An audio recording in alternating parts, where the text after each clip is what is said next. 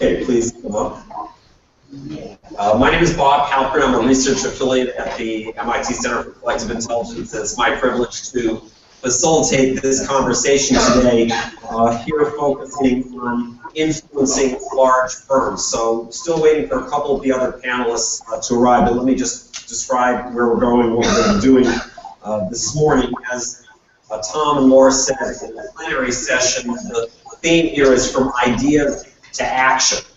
How can we really make a difference? How can we contribute to taking some of these winning ideas forward? We will have 3 panelists who I will introduce in a moment when they're all here. We'll be going through the 3 winners. We don't have a slide list of the winners, do we? Or we just have one for each? Okay, that's fine. So we'll be going through the 3. I'll be introducing them. The way it will work is each one will have 3 minutes to describe briefly their idea. I'll be timing it to make sure we stay on track. We'll then have about 10 minutes or so for the panelists to respond, the panel, to respond to the... My folks, You're really more valuable. Exactly. And then if we have time, we'll take a question or 2 or a comment or feedback from the audience. But we'll move on so that we take no more than 15 minutes for each winner. And then at the end, depending on how much time we have left, I'll have to just watch the clock. We may break into little subgroups where you can actually come up and talk to this winner or the 2 winners who are going to be virtually with us, or we may just do it in plenary session. So that's the basic format. I'm going to, because of this focus on action, I'm going to violate our policy a little bit of completely paper-free because I want to make a point and I want to really encourage you to take an action. I'm going to ask each person to take an index card, including our people who are up here, and I'll explain what these index cards are going to be for in just a moment. So could you guys just help me can you just pass them to this side of the room and maybe go down and pass them? So the idea of the index card is that what I'd like you to do is cut it in half, tear it in half, and write your name and your email address on the card, okay? And your goal at this conference, as I suggest to you, it's not a requirement, it's strongly suggested, is that sometime during this conference, you're going to give to one of the winners, either the winners who are present here today in this panel or one of the other sessions that you attend this afternoon. You're going to give them your business card, which has your name and your email address. If you want to put your organization or your or anything else on there, that's fine. It's their responsibility to follow up with you afterwards, but they'll know if they get this from you. Well, I don't know if they'll know in every other session because I'm introducing this in this session, but I want you to try to take action by thinking of something you can do to help the winners, and particularly the winners that we're going to be hearing from today. What could you contribute to the winners' work? What action could you help them with to help move their idea forward? Is there an introduction you could make, a connection you could make to them? Is there some way you could volunteer or donate or connect them to other sources of funding or support? Anything that you can think of. So the goal is to take this and pass that along to the winners. Okay, without any further ado, let me introduce our full panelists here now. And again, for their benefit, I'm Bob Halpern, research affiliate at the Center for Collective Intelligence. And our panel, we actually met all of them already because they were in the plenary session, but just quickly, Jason Jay, Director of Sustainability Initiatives of Sloan Sustainability at MIT, Sloan, Victoria Mills from the Environmental Defense Fund, and Matt Swibel, from Lockheed Martin. So without further ado, we're going to go to our first presenter, Hannah, and I think you have a video to show from Hannah. Is that right, Manuel? Yes. So are we ready to cue that up? Okay, while that's coming up, I'll just say to the panel, you will be invited, you might want to turn this up. You'll be invited. All right. Are we ready? Go ahead. Global food systems contribute to 30% of CO2 emissions. To try and mitigate this, we developed a simple carbon-colored shelving system quickly and simply evaluate the environmental impact of the choices. Products can vary in carbon intensity by almost double, depending on factors such as levels of meat consumption, country of origin, and locality of produce. Customers are generally poorly informed of the impact that the food choices can make. Many are interested in making more conscientious decisions if they were informed. A study performed by the EU Commission, 72% of consumers were in favour of carbon labelling. Over the last 10 years, nearly half have changed food habits due to environmental concerns. Over 89% found that existing footprint information is hard to understand, making product comparison difficult and confusing. It was a simple carbon-coloured shelving scheme implemented in supermarkets and grocery stores across the world. The idea would incorporate a green, amber, and red colour system depending on the intensity of different food products and groups. This simple coloured shelving system would allow consumers to quickly compare and evaluate the impacts of the products. When browsing a supermarket store, they may be encouraged to use green products most freely, primarily filling the trolling basket with these, using amber products more conscientiously, and using red most sparingly due to its high carbon intensity. Colour categorization we conducted using existing life cycle analysis of a range of food products. From this, we identified variables that determines a product's carbon intensity. From this, we can provide supermarkets and grocery stores a user-friendly interface which they can provide and enter few key details about a product and automatically get its colour. Outputs of the project would be fairly low, and the work could be conducted in student projects based at the University of Edinburgh. The key hurdle in implementing this strategy is the contact within the supermarket and retail business. It's also important to get back-end support from other groups encouraged to do this project. The global food system contributed to nearly a third of global anthropogenic CO2 emissions. We believe that even small incremental changes in food production could make a large difference. We believe that a simple carbon shelving scheme could take the first step in informing customers about how they can make more conscientious decisions.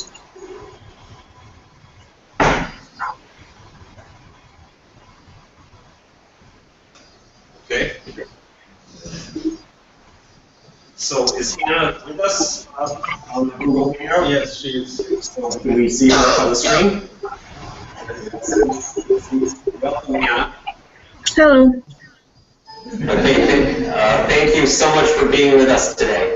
And so what I'd like to do first is give the members of the panel an opportunity. I don't know if you can she see us? If she can see you. Exactly. So Okay, so Jason, do you want to go first? Since you're standing up here, so I think it's very brief because there's maybe others in the audience. So my name is Jason. Today I run the sustainability initiative at the MIT School of Management. And you know, it looks like you guys are very aware of some of the existing efforts in this. So Tesco, which is a UK-based supermarket, experimented with carbon labeling of products. I don't think they ended up moving forward with a sort of sustained rollout of that, but Troy may know more about the Tesco thing. Okay. I think that for me, the questions that I want to raise are, and I think the spirit of these breakouts is sort of constructive feedback and constructive criticism, and how can we add to it? And also, you know, what concrete things can we do to support them?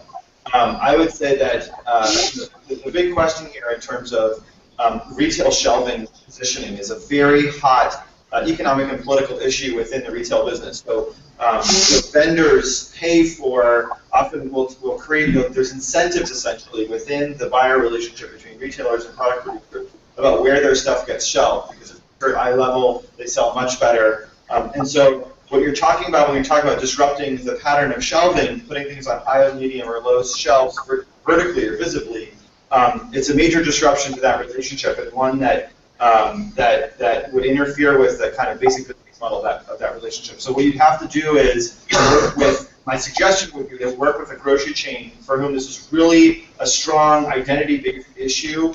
It's kind of a natural foods chain, or possibly Whole Foods within the U.S. is a federated organization that's very decentralized. They have 12 sub-regions, each of which has a fair amount of autonomy to do experimentation.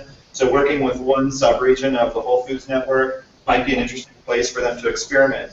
But again, I think it's important to be conscious of how could this red, yellow, green shelving system dovetail with the existing compensation business model that exists in the retail business environment. So those are my quick hit comments from things that I've seen in this sector. The connection that I will help you make is that one of our former students, Adam Siegel, is the head of sustainability for the Retail Industry League of America, which is the industry association for retail companies in the U.S. And he knows all the heads of sustainability for all the retail companies, including a lot of the grocers, and can help think more about the nuances of this idea. Okay, great. Thank you.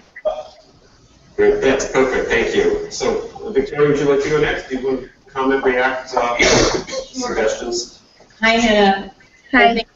Thank you for your great idea. What I love is the consumer education component of it, which, I like to read labels. I don't know if people like to read labels, but I think there's an aesthetic aspect of this, of actually going to a place in a store where things have a lower carbon footprint versus a higher one that brings your body into it in a way and engages your brain in a new way than just a label. I think I see some of the same challenges that Jason sees about, like, real estate in a supermarket is incredibly highly valued property, and so I think for you to see broad-scale adoption, you have to make it work for the retailer. And you need to be able to demonstrate a strong business case to them that this will not adversely impact their business. So if you could find retailers to partner with to try this out and get some demonstration of success, that would help you move your idea forward. And Jason stole my recommendation because I love Adam Siegel. He was an EDF intern. Yes, that's right. He was.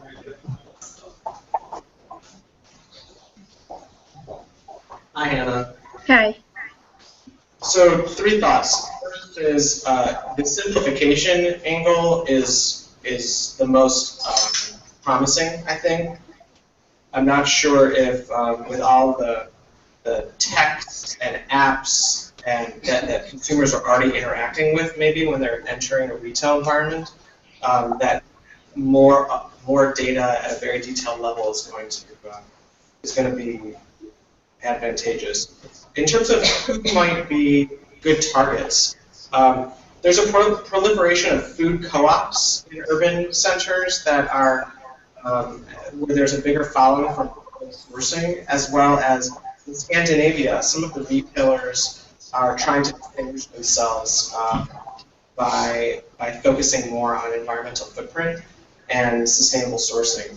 The last idea is, remember, 15 years ago when there was one dedicated shelf for organic foods in a store, and it was similar, shelf politics. Maybe you start out with one corner, either high volume or high margin products, and do your shelving there, and they learn from consumer behavior. The retailer will learn from consumer behaviors of how to implement it, which categories, which aisles it makes sense to roll out further. Can I add one more? Sorry, you guys are talking. Sorry to take more time, but the other idea that just came to me was when Victoria was talking about consumer education and Matt was talking about simplification, would be to actually do a museum exhibit around this concept. So you create sort of a virtual grocery store shelves that could be installed here in the Museum of Science in Boston. There was actually a whole exhibit on food that got at some of these issues, but the idea of sort of a virtual grocery store that you could walk into where things were shelved on red, yellow, teams, and you'd have that kinesthetic experience that Victoria was describing. Could even do it in virtual reality. It might be an interesting kind of selling tool as you engage with the retail companies, but also something that can deliver educational value in its own right. Thank you. And that suggests one other possibility, Hannah, which is that since so much of the shopping is going online to Amazon and Peapod and other home delivery services, there may be ways to work through that channel of communication, not just physical shelves. Hannah, if it's okay, I'll just take 1 or 2 comments from the audience, and then we'll give you a minute to respond, or 2 to respond, and then we'll move on to the next one, and then we'll have some time at the end. So, yes, please, can you come up here and speak? And again, try to be brief, and either comment, question, or action. Yes. Yeah, hi. My name's Dave Finnegan, and we were the winners in the Youth Action contest. I think there are things that we can do together, because we've got a Youth Action card where families get discounts and schools get rebates based on their shopping experiences. And so the kids can urge their parents to shop on a particular shelf, and then the school get a rebate for the purchases made by the families. Also, schools can use their media center. We used to call it the library, now it's the media center, and they can put the same color shelving in their school library and train kids on what the shelving means. So I think it's a wonderful idea. Thank you. Other comments, suggestions, questions, things that people can do to help on this? Yes, please come up so that she can see you and also hear you. Hi, Anna. Yeah, I think the idea of putting a carbon footprint of some sort on an individual product is a great idea. But what struck me about the idea of putting products in a certain shelving area was a sort of a public versus private choice. I think, at least in the town I come from, I think people might be open to the idea, or would be open to the idea of looking at individual products and what their carbon content was. But if it was a shelf that was labeled red, my sense is that a lot of consumers would feel that they were making a choice in public that was against public perception. So just this public-private concept is one that I might talk to a little bit more. Thank you. Please. Yeah, and as you come up, if you can just say your name as well, and Hannah will try to get you the names of the people who are offering specific assistance as well. Hi, my name is Paul Dreyfus. Hi, Hannah. Hi. I just wanted to draw a parallel with seafood labeling, where when one goes to Whole Foods or other retailers, they're green, yellow, and red labels. We don't really know exactly what they mean. We just know that green is better than yellow, is better than red. And it seems like that has a lot of potential to influence consumption patterns. So I'm not sure exactly how that ties in here, but I thought it was a worthwhile parallel to mention. Thank you. Any others? Okay, let me, one more. Yes, please come on.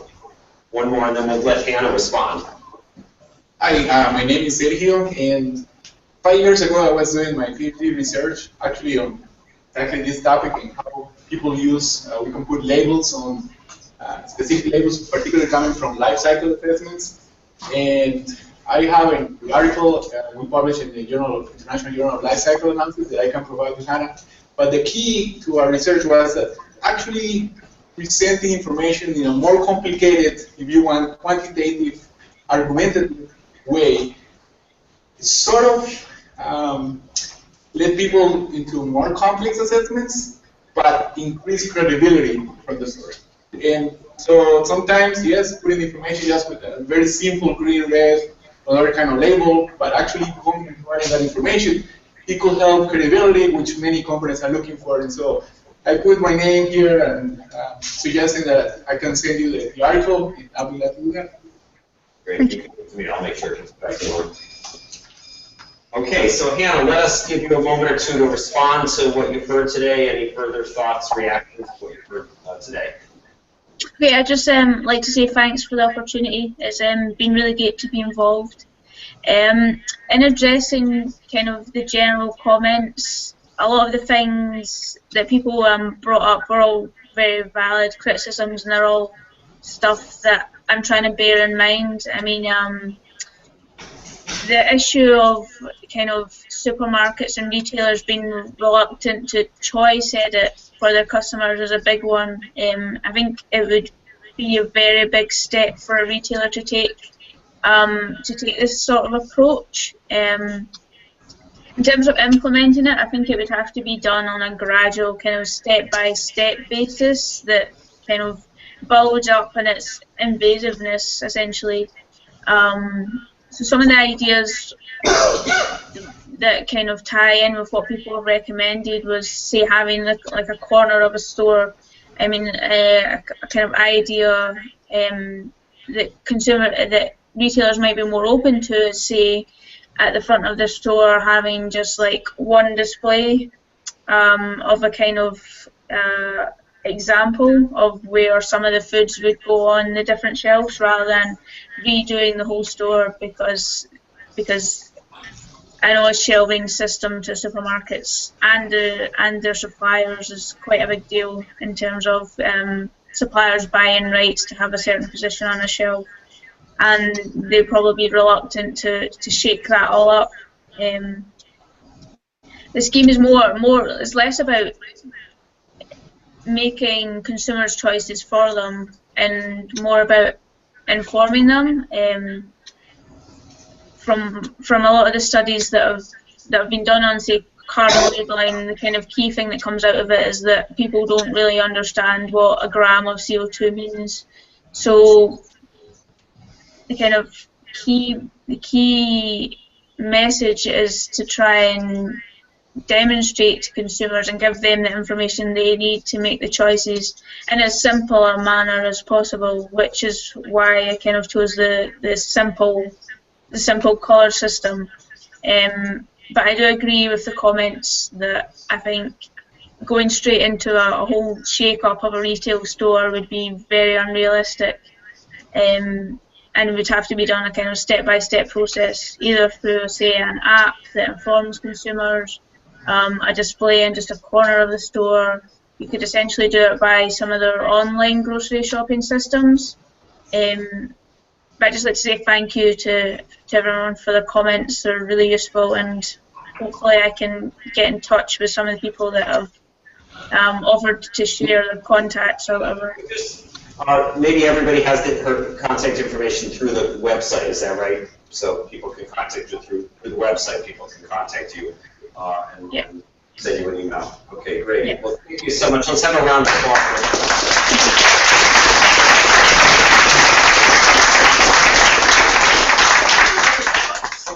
You'll stay with us here. Yeah. We're going to take you off the main screen just temporarily and bring up our second winner, which is the fossil-free MIT, represented by Jeffrey. Please stand here. You'll be on camera, and here is your microphone, and you'll get it. Do you mind switching this off? Yeah. Can you turn the main screen up just temporarily? Perfect. Okay, you're going to have 3 minutes.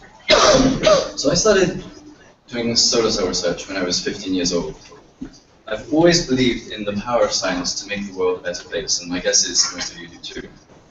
So as you can imagine, I was pretty dismayed to begin my PhD, only to discover that while MIT is fighting climate change with one hand, it's feeding it with the other, investing hundreds of millions of dollars a year in the fossil fuel industry. This is an industry whose fundamental business practice is incompatible with the science of climate change mitigation. An industry that spends hundreds of millions of dollars a year lobbying and donating in Washington against legislation for climate action. And an industry that has funded and orchestrated anti-science disinformation campaigns that are designed to confuse our public, to sabotage our science and slander our peers. This is not the MIT way, and this is not a university way. Einstein said, those who have the privilege to know have the duty to act. And since 2012, our student group, Fossil Free MIT, has been calling on the Institute to divest its $12.5 billion endowment from the fossil fuel industry. Divestment recognizes that it's political will and not technology that's now the bottleneck to mitigating global warming. For sure, no one denies the importance of technology, especially at a place like MIT, but almost as few people recognize that and realize that we actually have most of the technologies we need to begin mitigating global warming. What we lack is the political will to implement them, the political will to put a price on carbon to correct for the greatest market failure in the history of money, the political will to say no longer will we allow these companies to legally bribe our politicians and merchandise doubt, and the political will to say we're going to take serious climate action. And divestment has a proven theory of change. We're not seeking to financially bankrupt these companies, but to politically bankrupt them. Divestment works by stigmatizing business as usual, by shifting the socio-political landscape, by leveraging our university's moral prestige. And in doing so, diminishing these companies' political influence so as to create breathing room for meaningful leadership and legislation. And the good news is that this is the fastest growing divestment movement in history, with more than $51 billion of assets already going fossil free. Here at MIT, our petition has been signed by almost 3,000 MIT members, including more than 1 in 4 undergrads. And in response, President Reich has already launched a campus-wide climate conversation for action. And so I think this evidences how the divestment movement, even before it's been achieved, can actually start to shift behavior by promoting climate consciousness, inspiring and igniting a sense of generational mission in young people, and inspiring an electorate unyielding in its desire for an energy revolution. So how can you help? Well, most importantly, if you have experience in negotiation, marketing, media strategy, or social movement building, we'd love to speak to you straight after this. And I guess even more importantly, if you have an affiliation with any university, but especially MIT, please sign our petition, please chat to us, and visit fossilfreemit.org to get involved. Thanks very much.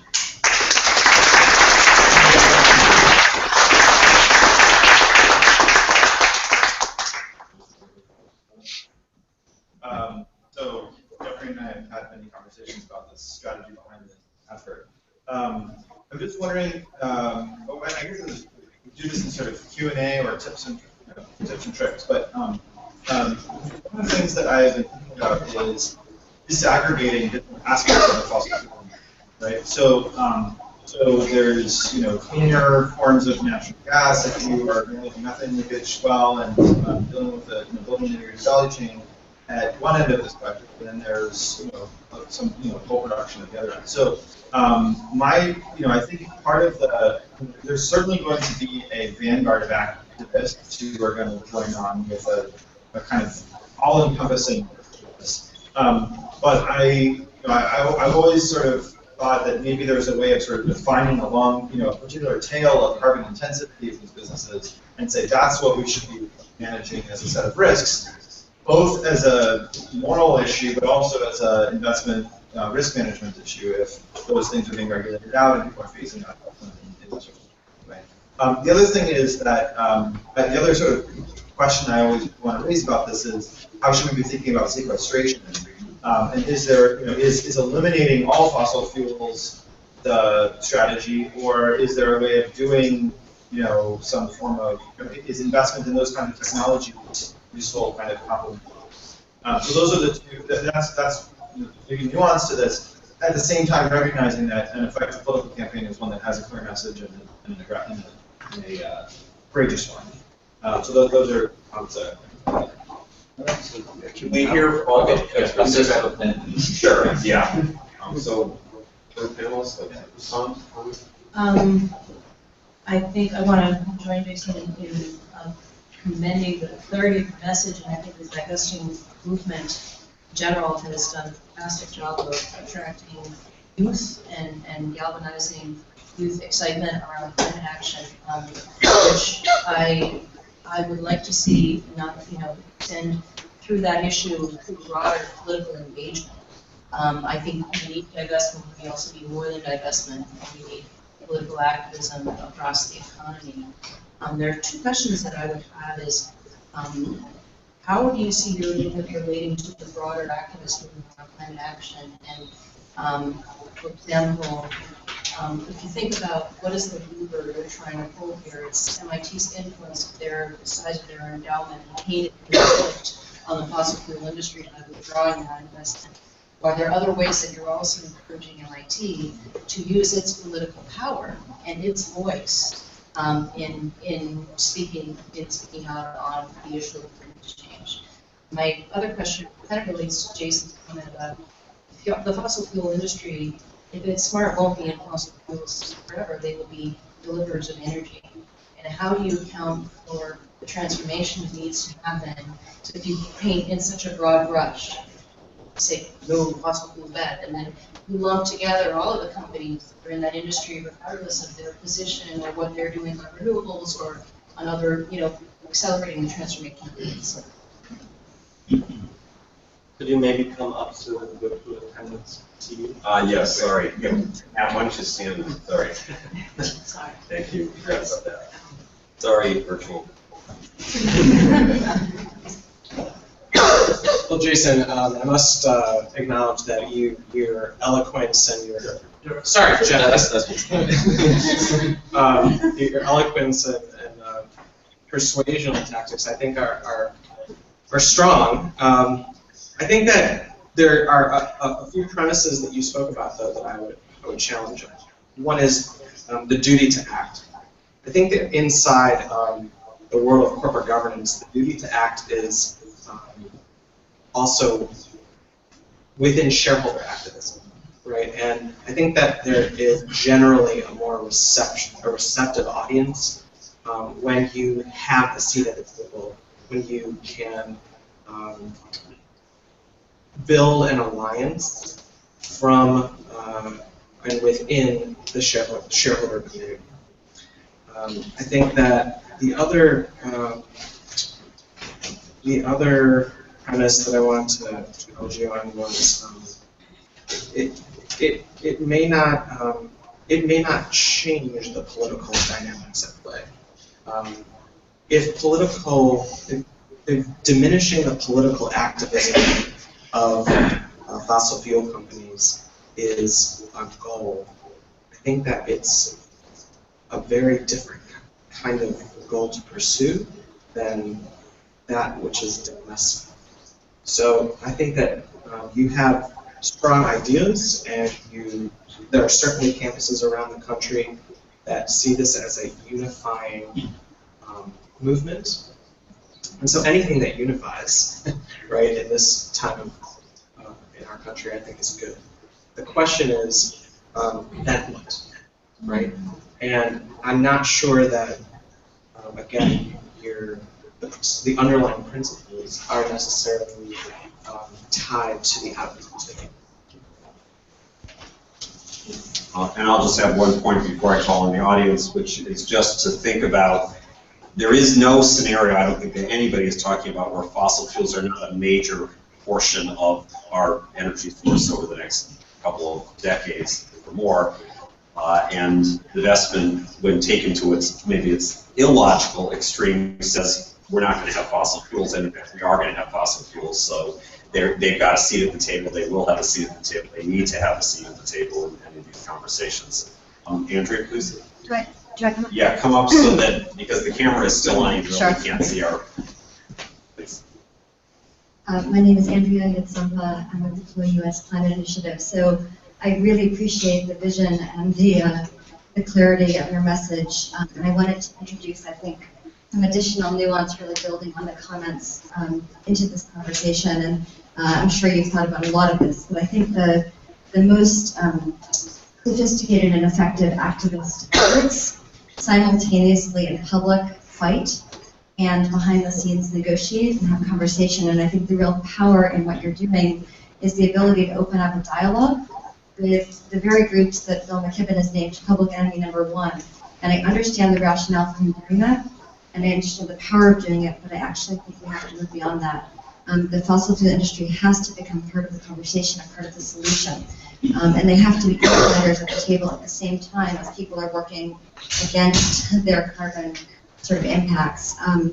So I've been in conversations with some senior policy people within the fossil fuel industry in the past few weeks.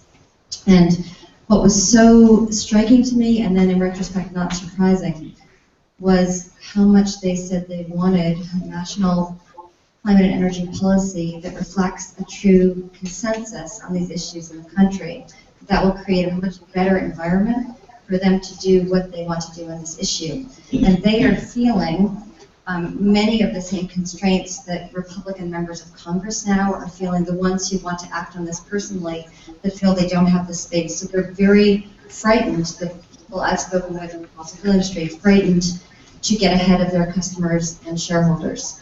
So I think it's really important, as you proceed in this, to think about what are the ways in which this opens up dialogue and creates space where they can be part of building toward this true national policy based on national consensus, not just the enemy. Thank you. Other comments, please? Say your name. My name is Annie, and I'm doing a Master of Finance here at MIT. My question would be, what do you define as fossil fuel investment? So, like, if I look at this, is it better to invest in an energy company which does a lot of its business in fossil fuel versus a manufacturing company who is actually not better when it comes to energy efficiency? And my second question would be, do you have any recommendations for reinvestment? Because, like, I've read like cases about like the Norwegian sovereign fund who divested from Walmart several years ago because they were like abolishing human rights. So, like, do you actually do recommendations towards like social impact investing, as in like, oh, please divest, but rather than reinvesting in other bad investments to, like, I don't know, renewable energy? Thank you very much.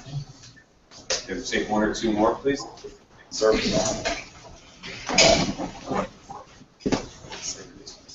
Hi, my name is Eric Horvitz. I have a proposal in the carbon pricing category, so thanks for the shout out. In California, you may be familiar with this, but there is an organization called Fossil Free Indices that did a study of the largest pension fund in the country, CalPERS, and determined the degree to which that fund is directly invested in unburnable reserves.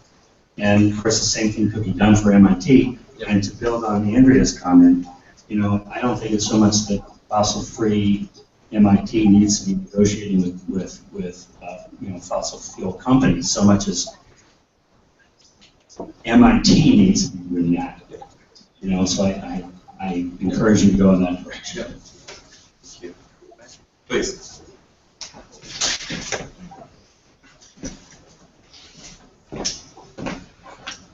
Hi, my name is Kim Slack. I'm with Sustainable Belmont, which are a small citizen group. We've been doing a lot of work trying to get a carbon fee introduced into the state of Massachusetts. Hold it up, we can't hear you. Sorry. We've been doing a lot of work trying to get a carbon fee introduced into the state of Massachusetts. And, you know, Victoria in the previous thing said if we can get large employers, MIT is a huge employer in the state, as are many other universities. The Harvard School of Public Health has come out saying that climate change is a huge threat, as has BUs. I wonder if working with Senator Barrett, who's introduced this legislation, if you could reach out to other universities, the student organizations as well as the faculty, you could form a larger coalition that would move forward on a state carbon fund. And you know, maybe the universities won't be able to make public announcements advocating this, but they certainly could. They all have government liaison offices that influence public policy. It's conceivable that they are continually making private statements to legislators in favor of certain policies. So I would encourage you to do that. Thank you. Okay, I'm now going to give Jeffrey a couple minutes to respond. Okay. Great. So thank you to everyone for the. Would you mind switching it off again? Okay.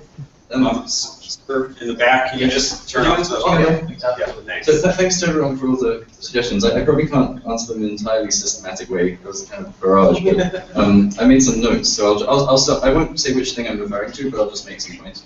I think early on, Jason asked about the sort of sliding scale of carbon intensities and things like that. So just to clarify, right now our call is to divest from the 200 fossil fuel extraction companies with the largest carbon reserves in the world.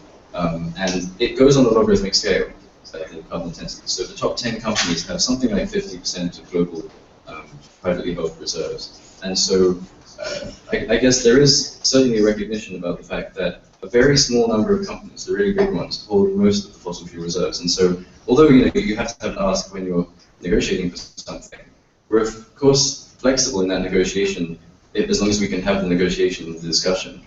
And it's worth recognizing that those big companies tend to also be the ones that are complicit in the disinformation campaigns and the lobbying. So you sort of conquer two birds with one stone.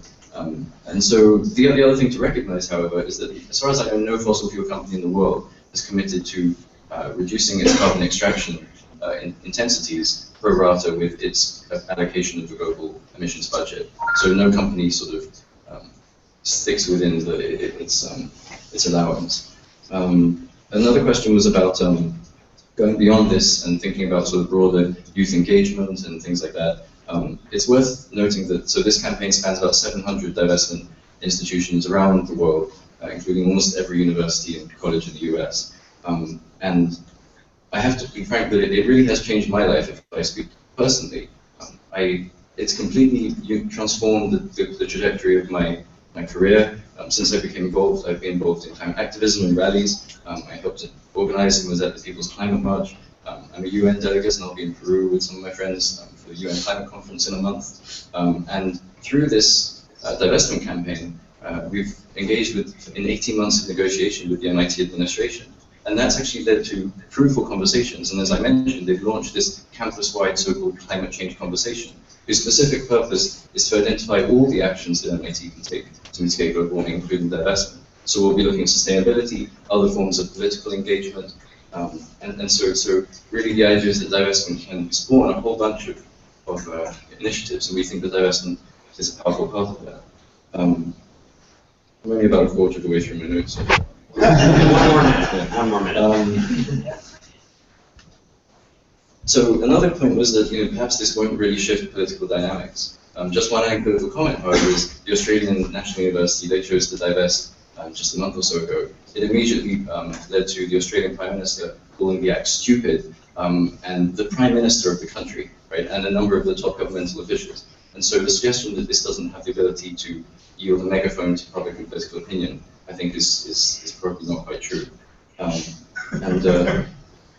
The other big question I think was, these fossil fuel companies probably have to play an integral role in tackling the climate crisis. And we're not saying, we don't hate these people, or at least most of us don't. The idea is, the suggestion is that perhaps oil companies can become energy companies and lead the way in research, for example, in carbon capture and sequestration. They have the infrastructure and expertise to lead the way in this. But as I said, none of them so far even committing to doing that. A lot of them make a lot of talk. For example, Shell, for example, says we want a price on carbon, we want policy and so on.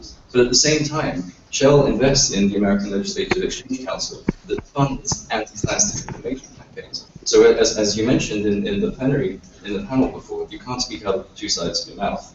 I think I'll stop there. Let's get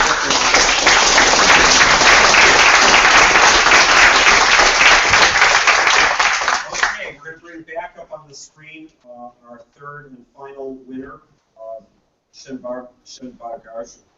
Karajan Pandarajan. Takes a second to warm up.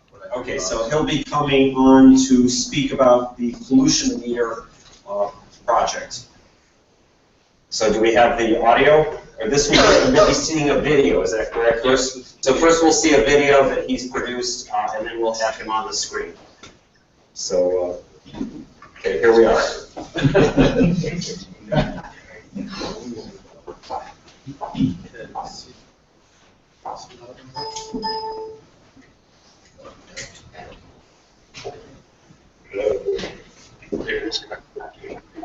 brief explanation of the idea of pollution. Can you turn the volume? Basic idea is to implement a pollution change. Yeah, can you just start it over?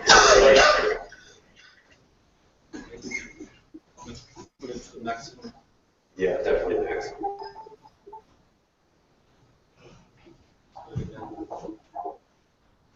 Hello everyone. Let me start by giving a brief explanation of the idea of pollution control. Okay, the basic idea is to implement a pollution control. Measure and display the amount of CO2 and NO2 emitted. These are converted to eco-points. Eco-points will be used for eco-tax calculation. You have to pay no tax. Because on the other hand, the same points will be rewarded later. For example, less road tax, tariffs, flight tickets, vacation, etc. So this can be achieved by two stages. First one would be a simple calculation around coupled with fuel gauge and other measurements with car engine which are used to calculate emission. The second one would be the later phase, which is the live measurement. After some research over the internet, I came across portable system PEMS, which already exists from the early 2000s, used by government and other entities to measure pollution from vehicles. So these instruments can be used as the onboard measurement instrument of gases in vehicles. So to realize this, we are hoping from government who utilize this ecosystem of other environmental preparation agencies and other manufacturers. So for testing the prototype, first test on a small scale and later we implemented implementing this project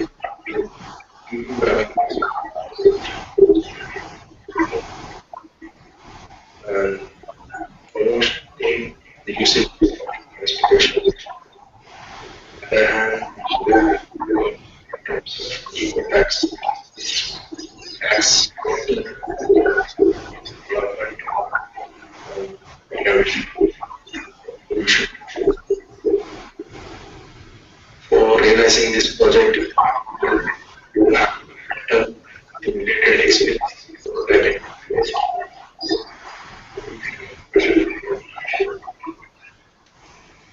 So, in order to adopt zero emission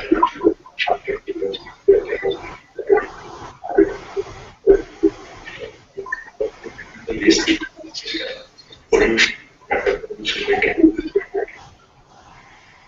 Thank you.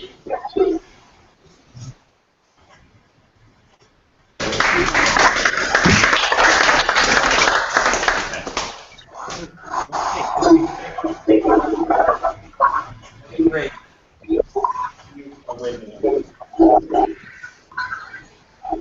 Can you hear me? Hello, everyone. Okay, great. So we'll go to our panel and ask for comments, responses.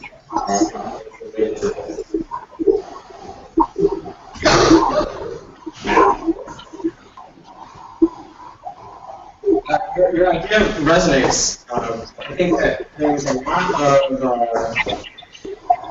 of business activity around influencing energy consumer behavior. And I think that maybe some of you are familiar with what they do is they help design energy efficiency programs on a residential basis. And what they've been telling, I had a chance to speak with someone from there recently, and they're always looking for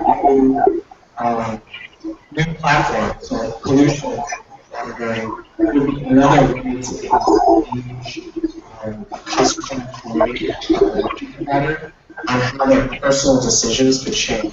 So maybe there's kind of incentives that you could, as a consumer, maybe they can incentivize me based on not just the sheer energy usage of my home, say, but what my pollution is.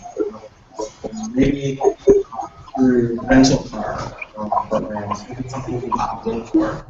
I think that there's a lot of existing platforms that ultimately have customer relationship management that this could be able to.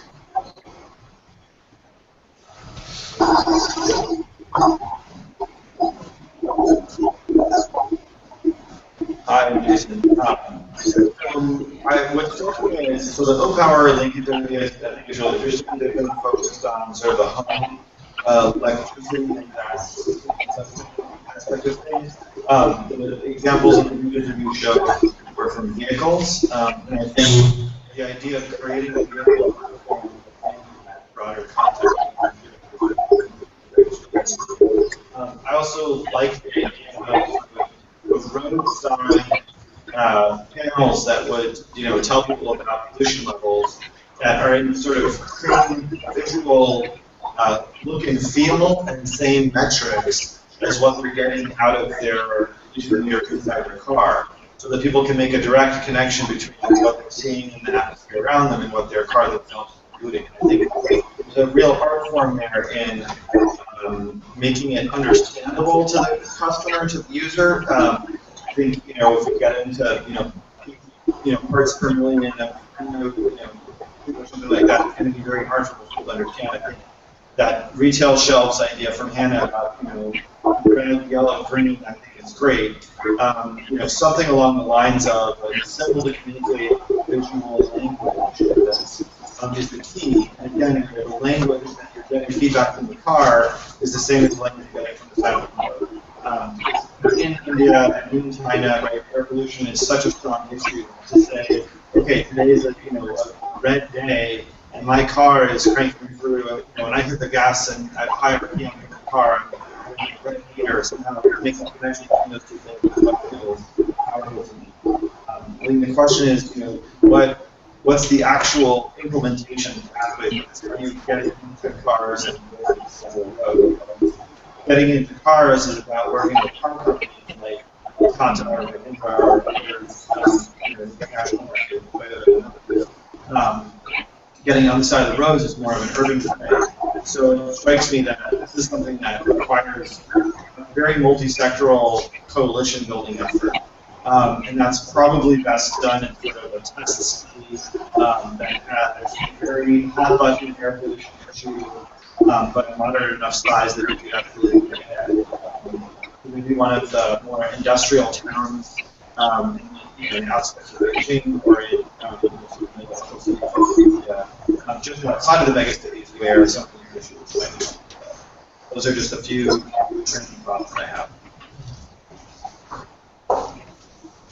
Hi, it's Victoria. I love the idea of the real-time feedback on your emissions, and there's a terminology I see with real-time data collection on energy consumption buildings, and I'm wondering if you could explore that connection and the whole sub-metering in buildings and on energy consumption, how that technology is energy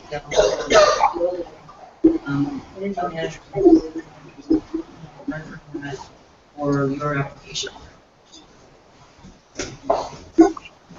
And Victoria's comment just made me think about the bill I just got from my electric company yesterday. It showed how my consumption compared to my, which is provocative. Other thoughts, comments, questions? Oh, please come forward.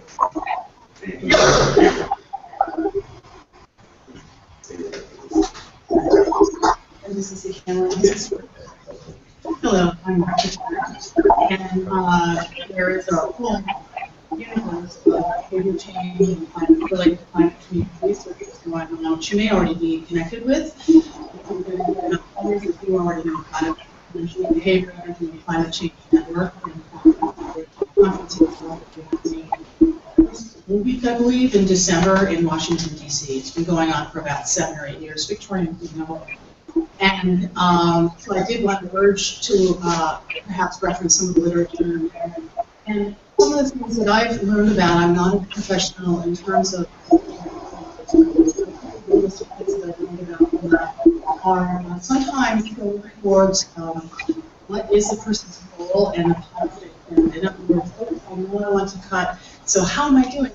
Oh, I only did 55% on this ride, 50% on this ride. Rather than, oh my God, I'm in the red zone. Comments.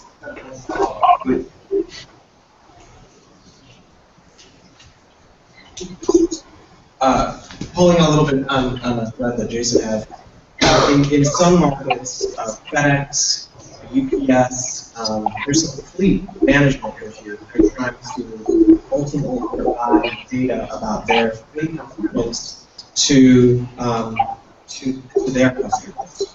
So to the extent that this could enable more transparency for downstream or shipping logistics suppliers to their ultimate environmental footprint, there also might be uptake from there, and it might be it might be more easy.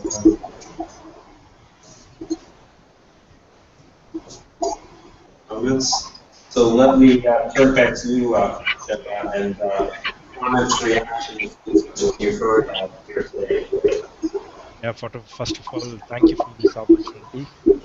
And to answer some of your questions, the actual use of this project is for us to divert towards the clean energy.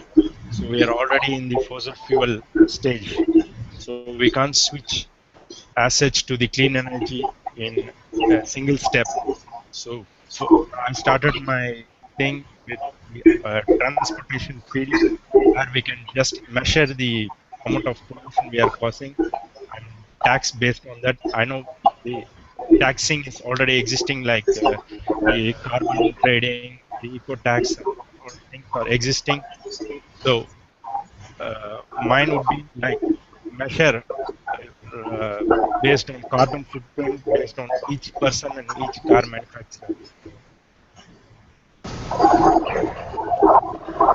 Ask while you're speaking, Sarah, can you move your speaker? Can you hear me?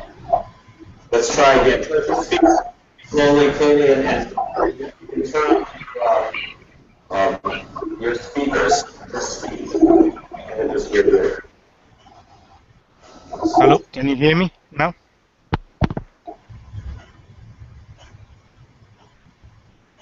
Can you hear me now?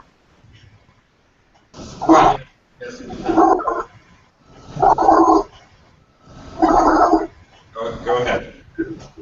Okay, as I was explaining, the carbon footprint caused by each person should be measured now so that we can impose tax on each and every people in order to not obliged or make you do it, but it's a kind of bridge where you can get people to go for a cleaner energy, like manufacturers like Toyota and Honda are creating a clean energy vehicles like hybrid hydrogen vehicle and electric car vehicle.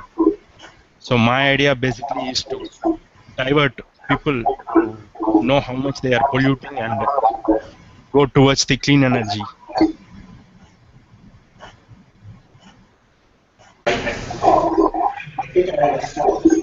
And the key point at the end there about making sure people are aware of their impact and how they're driving and not driving the way they're driving is impacting the pollution levels. What I'd like to do now is the overall theme, we have about another 7 or 8 minutes. The overall theme of this section is influencing large firms. And I wrote down just a list of kind of dichotomies that are here in influencing large firms. On one hand, working from the inside of an organization or working from the outside, being a shareholder or being out on the street or protesting, being outside of another dichotomy was small scale versus large impact. Another was public action versus private negotiation and engagement. Another was carrot versus stick in terms of influencing large groups. How much do you want to try to use rewards and how much do you want to use sticks? And I think the same applies working with impacting consumers as well. There's also the dimension of industry specific. Most of these were industry specific, dealing with the auto industry or retail foods or the extraction industries. Also the horizontal impact is another dimension. And then the last one I would mention is, you probably all know the expression of perfect the enemy of the good, and the question of how do we get the balance right between what we ideally want and what would be good enough for what would be a step in the right direction. So with those, one possible way of framing some of this conversation. Comments, can we bring back up both of them? We should see both of them on screen. So we'll see both Senda and Hannah on the screen, and invite any kind of comments either directed to individuals, individual winners, or to the panel in terms of the comments that they made. And let me start with the panel if you want to make any specific questions. There you go. It just strikes me that in the first two ideas, a lot of the relevancy factor is based on an enlightened consumer process. Whether you're assuming you're an investor in consumer business or whether or not you're a consumer of sustenance. And what is interesting is there are some trends and recent studies that show, for example, that younger employees or new recruits into brands actually are saying that they are no more loyal to those brands for their environmental and social record. That trend has actually rising and now maybe related to fragile economy. People just want jobs, or there's just so little trust in brands. I don't know what drives it, but that's calmed down. And then also, if you look at what younger technology consumers do, they consume more energy. So it just strikes me that on the one hand, there seems to be an appetite for an enlightened consumer consciousness and solutions to address that market. And at the same time, they're divergent, both in trends of where younger graduates seem to be more informed and also their own personal habits. To argue that car sharing and other trends, so throw that to the mix and then just follow the picture.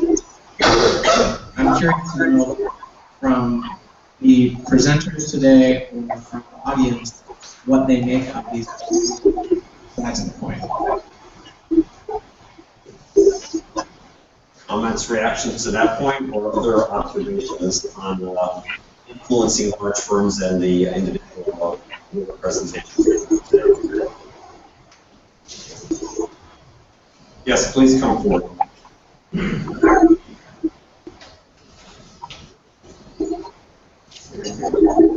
I'm Hugh Joseph. I work with Citizens Climate. Our proposal is I want to address investment for you. Right here, in front. You took a lot of hits, and I just want to point out that investment is part of an ecosystem of climate action, and I don't think they are seriously under the impression that by investing in MIT portfolio that they're going to solve the problem of climate change, because it doesn't really hurt directly companies that are obviously fossil fuels. But, and I'm a big proponent of it myself, but I think there's another element, and that is it may make some financial sense for portfolio managers, because if we ever do these things about tackling climate change, those reserves, whose eventual profits are figured into the PE ratio, that's why a price on carbon that we're proposing is part of that solution. Because if we do make things in the ground, which we must do, those companies instantly become competitive. And then investors and analysts, portfolio managers will recommend an orderly transition of your investments from that sector of the economy to the other sector. The other thing investors do is activating students. And youth are vital here. And once they get involved, they start learning about the problem, realize that a lot more is necessary.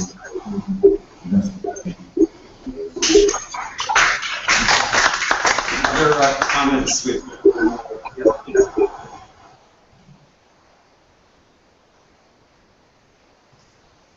Kathy Buckley, Climate Reality, get ambassador. MIT alum has signed the fossil fuel petition. I agree that the implications of the environment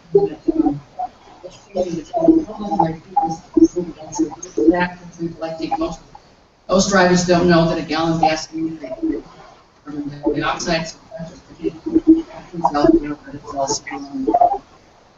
each one of us individually, and I agree that negotiations with fossil fuel companies are, I think there's more of that, and I think Shell wants to put a full-page ad in the New York Times demanding a carbon tax, or if they want to really getting in there and negotiating with the Djibouti companies, that would be terrific.